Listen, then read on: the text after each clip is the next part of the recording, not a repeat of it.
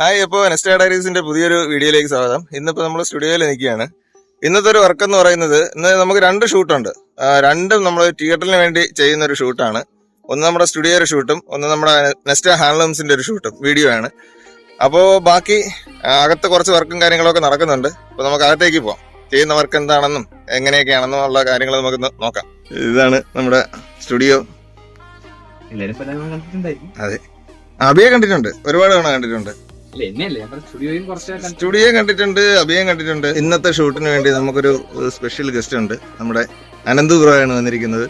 വീഡിയോഗ്രാഫറാണ് പുള്ളി. പ്രൊഫഷണലി വർക്കൊക്കെ ചെയ്യുന്നതാണ്. നിങ്ങൾക്ക് ഒരു പ്രൊഫഷണൽ വീഡിയോ റോഡ് ചെയ്യാൻ താല്പര്യമുണ്ടോ?